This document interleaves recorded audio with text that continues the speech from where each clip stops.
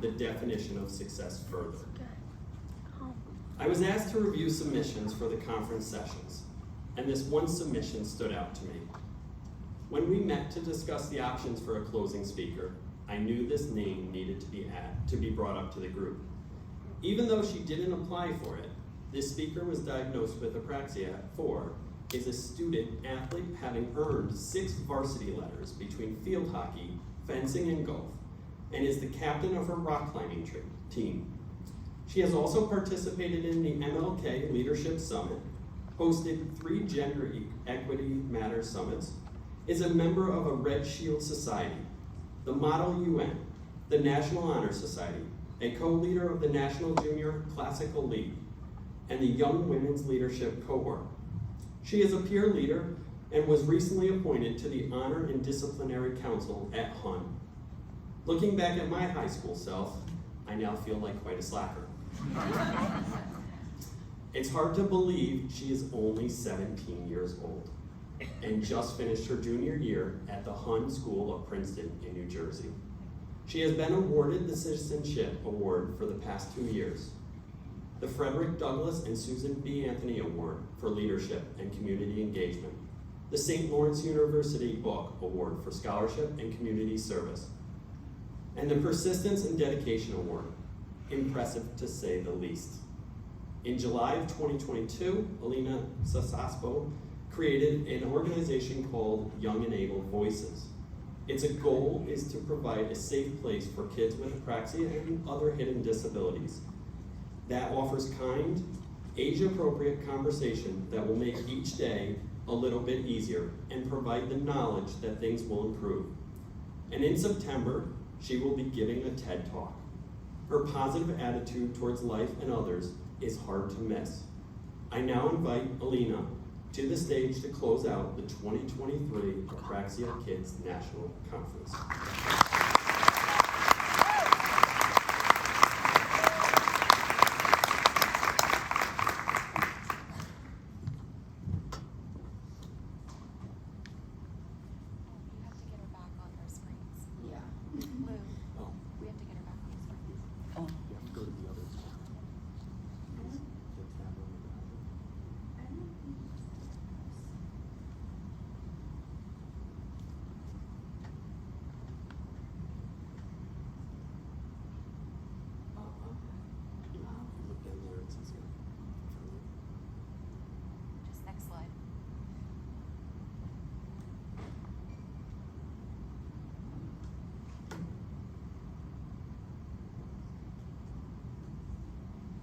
Today's are not our technical day.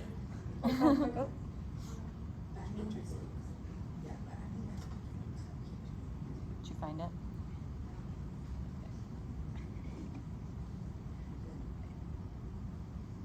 This is a good time to remind you that donations are always key to Apraxia Kids. And we still have our board matching gift that has not been reached. So this would be a good time to take your phone out and provide us with a little bit of money. When you look at a conference like this and all that we do, whether it's an IEP roadmap or the programs that we put on here, it is all through the funding that you provide. So if you can open your wallets a little bit, we would much appreciate it.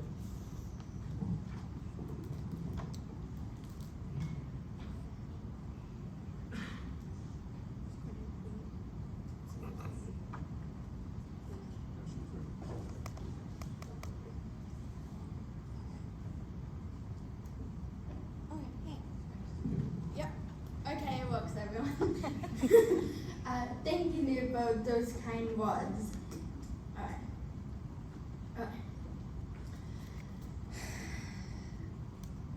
So I am so happy to be doing the closing session of the Apraxia Kids Conference of 2023. So the learning objectives are using positive mindset to change your perspective, finding your strengths, helpful strategies to overcome challenges.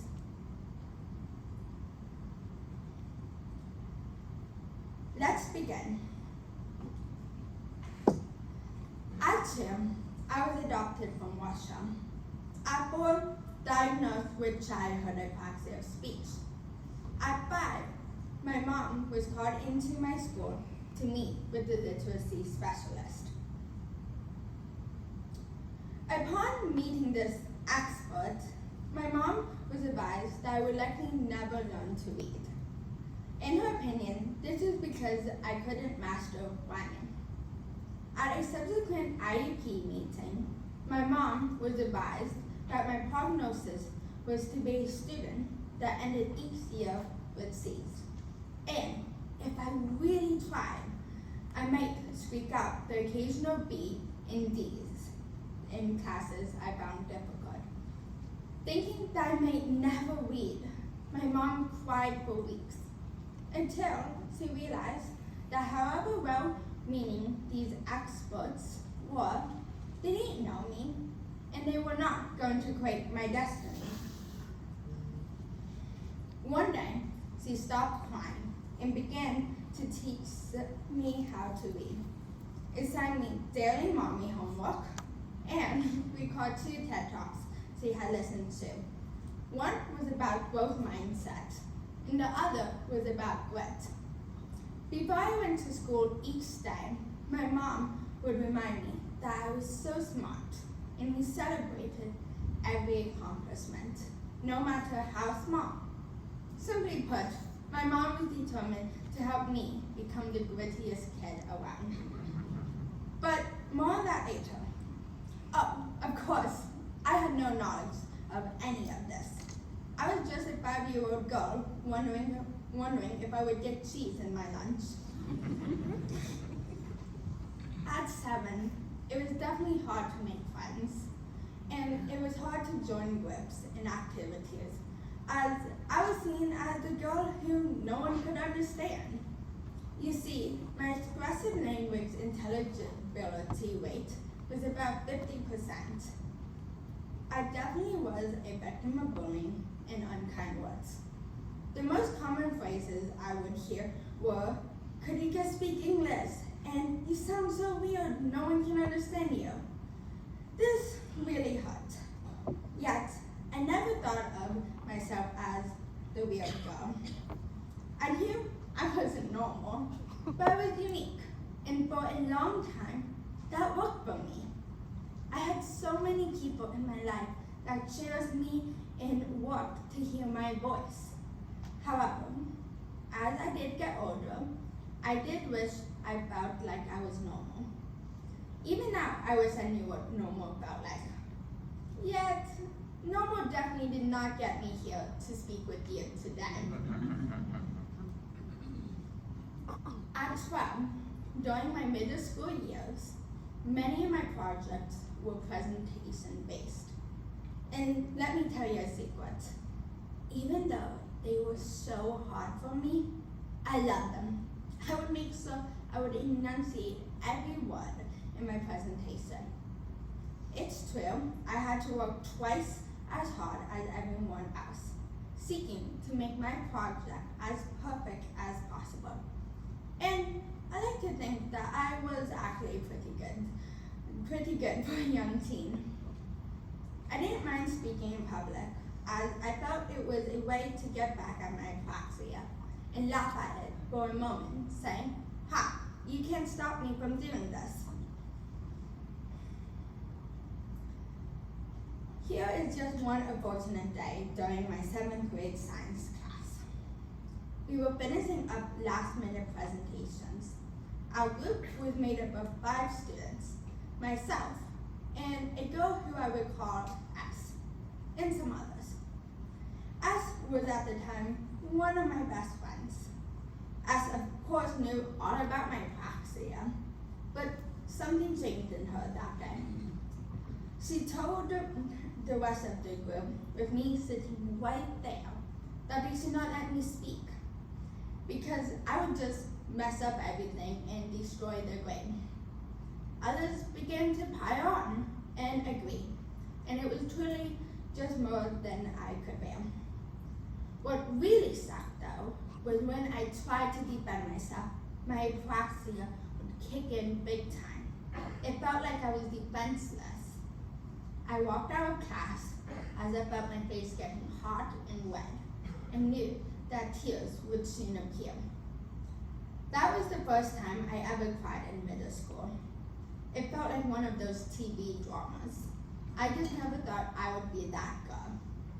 I couldn't believe us and the rest of the group were stealing my voice and taking credit for my hard work. I was not going to allow that to happen. I took 5 minutes for myself, cleaned up my face, and walked back into class a bit calmer. The teacher was about to call our group up next to go and present. She was going to excuse me from presenting, but this wasn't an acceptable solution for me. One thing my mom instilled in me was to finish what I started. And I started this project, and I was so going to finish it. So I presented, and I nailed it. Us and the rest of the group were all given a talking to, and thus ended our friendship. At 14, I have been in speech class for 12 years. Speech was a part of each week that allowed me to feel as if I were part of a special community. As this community was made up of others like me that weren't normal.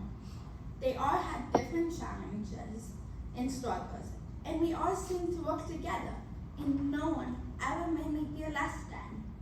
We played countless games of Uno, enjoyed silly inside jokes, and I never fully realized until much later how meaningful these sessions were to not only my speech development, but to my social and mental health as well.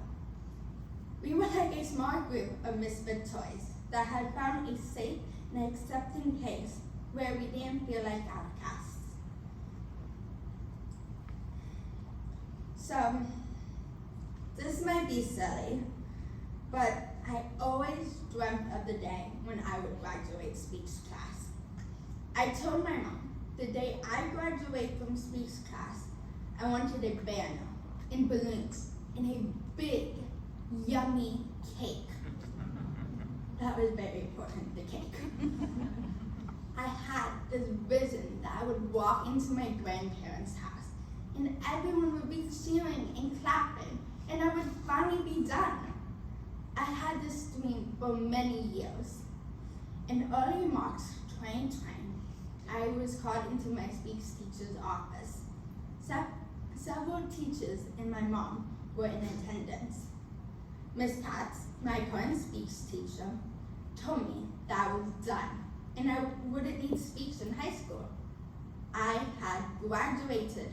Finally, the day has come. But I wasn't feeling the excitement that I thought I would be feeling. In fact, I felt kind of confused. I wasn't sure what my school life would be without speech. I always had it. This wasn't the celebration I had dreamt of. Deep down, I honestly felt I wasn't done. But who am I to argue? I'm just a teenager and they are professionals. You see, I wasn't really fully aware that I would never be rid of my apraxia. I was certain that if I worked hard enough, it would go away. But as you know, apraxia is the gift that keeps giving, and it will always stay with us. At 14, I started a new high school, and this was in the middle of the pandemic. But this meant to be a new start, one where I could create a new story. I wouldn't be known as the kid who had a real speech problem. If my speech had improved, so everything would be great, right? After all, I graduated speech. While things were much improved at my new high school, and I blended in pretty well, it wasn't perfect. And I realized that I very much needed to go back to speech classes. I asked my mom to contact my old SLP, and lucky for me, my favorite SLP from when I was little had just opened up a private practice. I started Speaks Up again, which helped, but it wasn't private speech, and I began to miss the other kids from my school speech classes. Like everyone else, I have been isolated and missed my community where I felt safe. I started to seek out a community, but couldn't find any. I mean, I had always pushed away and tried to hide my apraxia. Growing up, I never wanted my apraxia to define me. That was very important to me. I would much rather be referred to as the girl that really loves field hockey or who loves history. But to be defined and thought of as the girl that sounds different was not top on my list. So I would try to ignore it. I would just not mention it and hope that no one really noticed. But you know what? People did notice, and not having any other explanation, many thought I had a Lartic accent, or even wondered if I was hearing impaired. So one day, I received an email from the editor of my school's literacy magazine. They were looking for essays to publish about perfection. I sort of laughed to myself at how perfectly imperfect my apraxia made me feel. I thought it was time to share my apraxia. After 14 years of trying to pretend it didn't exist, I was going to shine a light on it with my whole school community through the literacy magazine. In my mind, I thought this would help everyone understand my struggles and know how hard I work. It was also a way to get my feelings out. But guess what? It was not published. However, would you all like to hear it? Yes. Yes, I was nervous. I was going to read it anyway, but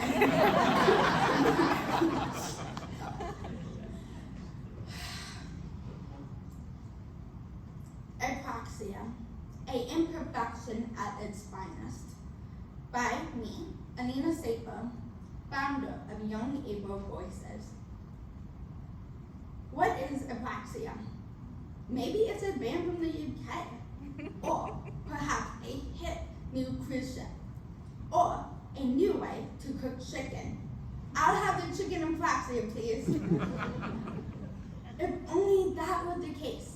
If only I could listen to apraxia's cool new tune or have it for lunch, then apraxia would not be the albatross I carry around my neck each day.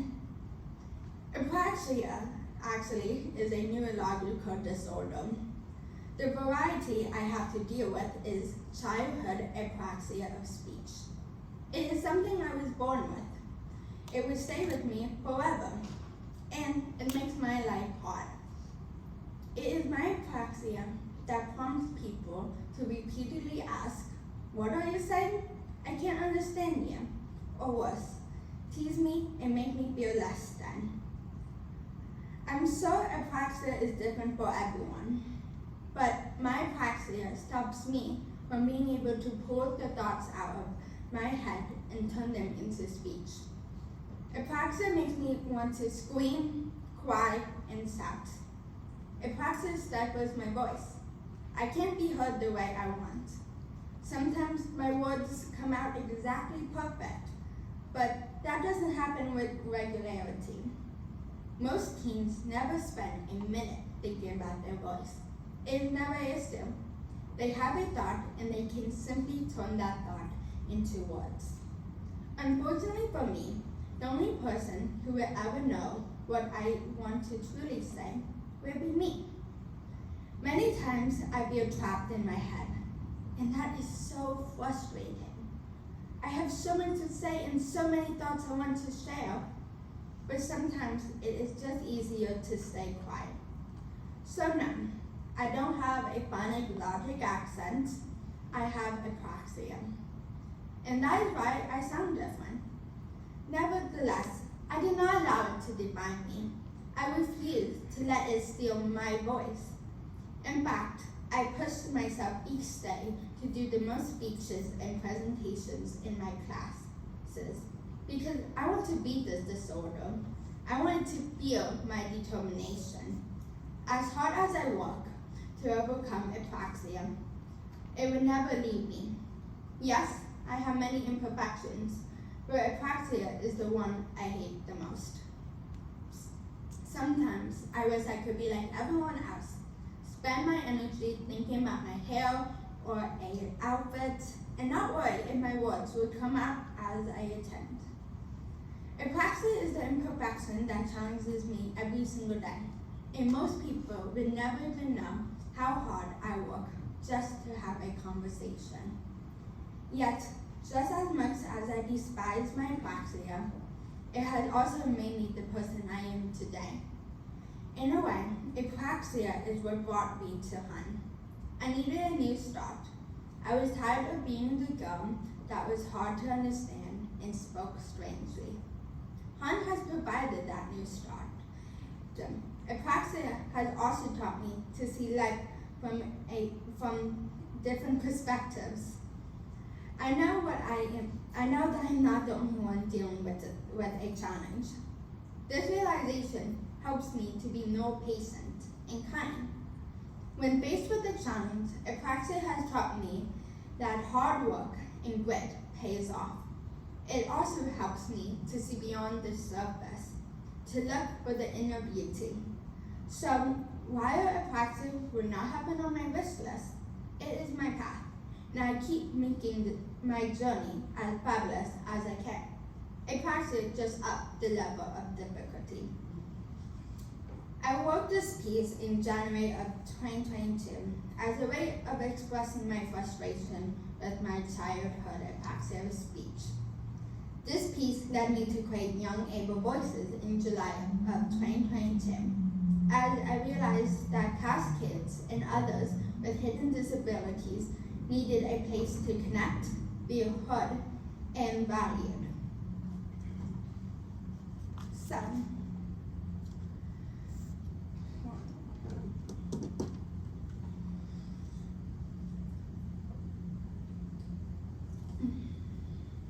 So after finally embracing my apraxia, my mom thought it was time I knew about the literacy experts' opinions and the conversations they had while creating my speech IEP.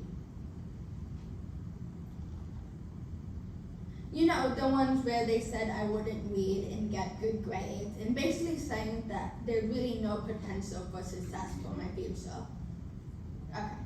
So, at 16, I listened. And this is what I realized. My teachers were kind, but never had really high expectations for me. They had no hope that I would ever really be a successful student. It made sense why my teachers didn't care that I didn't really finish the paper. It made sense why my teacher gave me such a confused look when I cried over a test grade. A test I had studied really hard for, but only got a 75. You see, they didn't really have any expectations for me to be more than. However, not everyone gave up on me. So, after that meeting, my mom cried for weeks. She didn't know what to do, and she was actually a teacher. One day, my mom's boss called her into her office, asking her why she had not been herself. After hearing about the literacy expert's opinion, her boss said, "Come on, Krista, really? If she can't read, teach her yourself. Your daughter just needs help." After that pep talk, my mom read several books and gave me a lot of mommy homework. However, her goal wasn't for me to be the best in the class. Her goal was for me to be the best version of myself. She changed her whole approach and had a new direction after watching 2 really valuable TED Talks. One by Carol Dweck about growth mindset, and the other about Angela Duckworth about grit. You see, The best gift I ever received wasn't under my Christmas tree. It was what my mom instilled in me, a gritty mindset. My mom worked with me focusing on my strengths, not my weaknesses. My mom would make me focus on my strengths in math and my critical thinking, rather than focus on my writing or organization. She did this in order to build my confidence. Now, I'm not saying we didn't try to improve my writing or organization skills. We did try. And it would take many years until I could write a whole paper by myself. But first, my mom realized she needed to build my confidence. And that's probably the second best gift I was ever given. One of the techniques that I would use to prepare for tests would be to record myself while studying. Let's hope this works.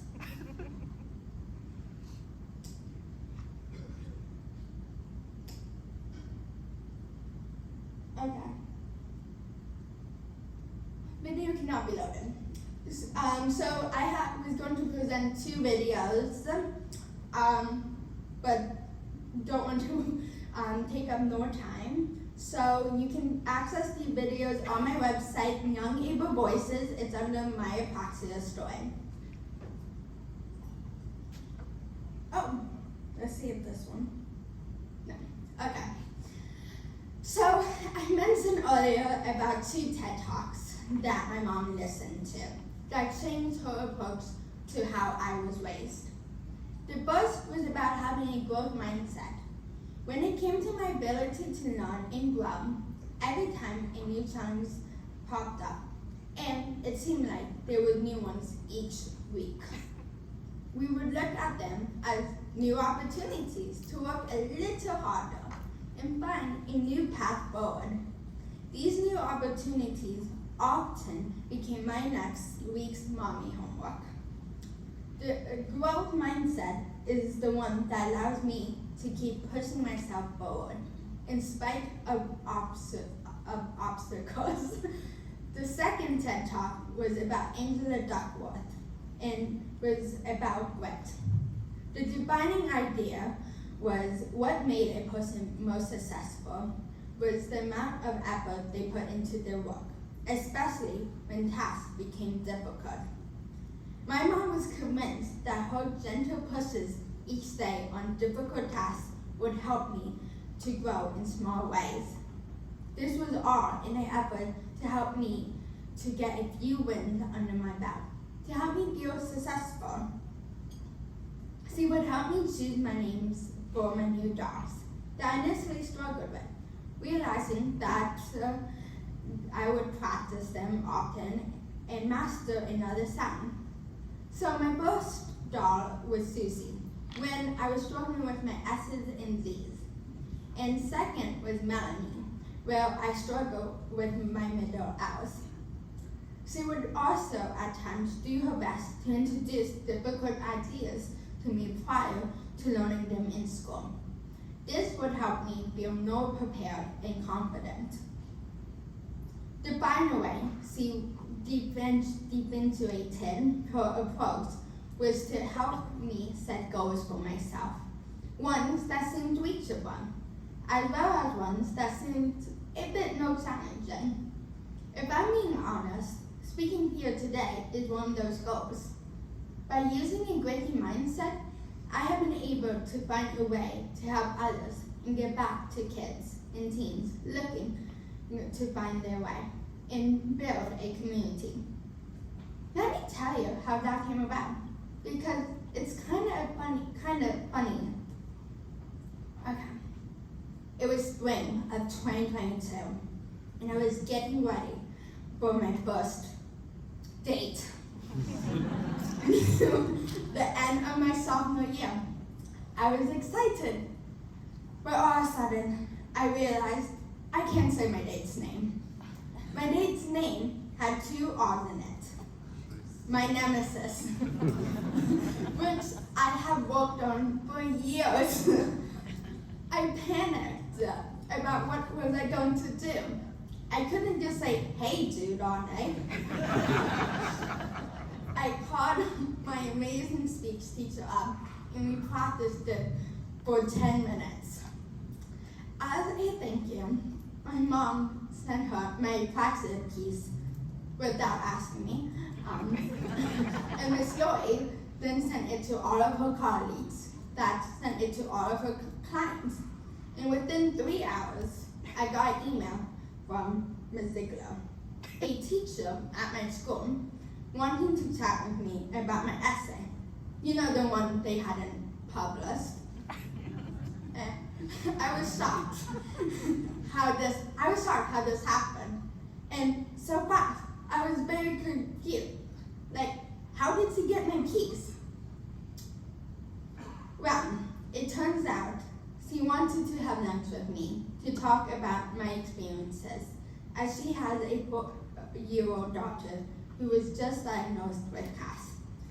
She wanted to know what her daughter's future might look like. That conversation was what changed it all for me. But before I continue, I want to quickly mention that in July of 2021, I looked for support groups for teens with apraxia or hidden disabilities. I thought there would be, as I know my mom was a part of some support groups on Facebook. But when I tried to look up groups on Facebook, Google, Discord, I found nothing.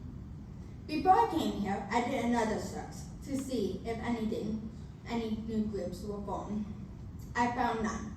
Only Young Able Voices popped up.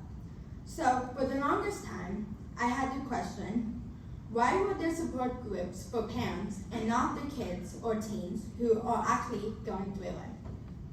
So after the conversation with Ms. Ziegler, I realized there was a need for someone to build a community for kids and teens out there that helps kids and teens with CAS or any hidden disability to help them know that the future is bright, that there is hope for them. A place where they can feel heard and know that they are not alone. So in July 2022, I started Young Able Voices, a peer-to-peer support group for kids and teens with hidden disabilities to never feel isolated again. Young Able Voices has been one of the best experiences of my life. Being able to bond with people with apraxia and other hidden disabilities, it was great connecting with people bonding over shared challenges, from the littlest stuff to the biggest, like accents. Before I talked to any other teen and kid with apraxia, I didn't realize how common it was for most of us to get the comment about having an accent. It's been great trying to build one another up with course, like encouraging people to make presentations or reading out loud. But what I like most from this journey is learning every day. I have learned something every day with Young Able Voices. Like this month is Disability Month. Befriending my apraxia was one of the best things I ever did.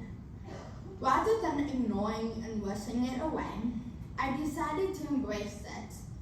I always accepted that I had to live with my apraxia, but I never fully accepted the fact that my apraxia isn't something I should hide or feel. This is one of the many things I have learned from starting Young Able Voices. I thought not letting my apraxia define me was to hide it and pretend it didn't exist. But that's not defining it. It was hiding and putting my own limits on myself. For a moment, I was taking all hope away from myself and my future. Who says I can't make a speech? Who says I can't become a lawyer? Who says I can't do a TED Talk? By the way, I'm doing a TED Talk in September.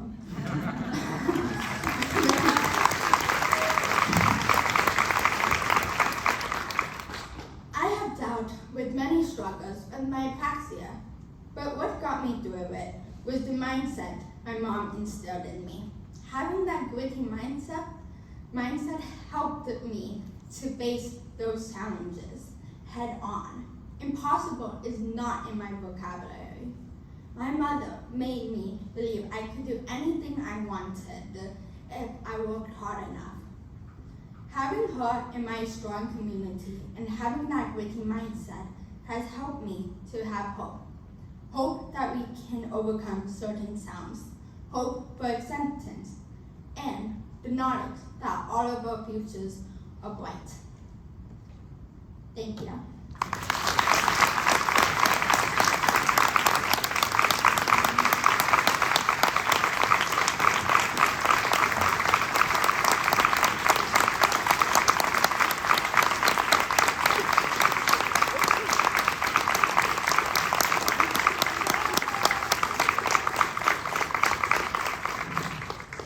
Thank you so much for sharing that story. What an amazing young woman. So, this does conclude our national conference, and so I wish you safe travels, and we appreciate your support, and we will see you next year in Pittsburgh. You did so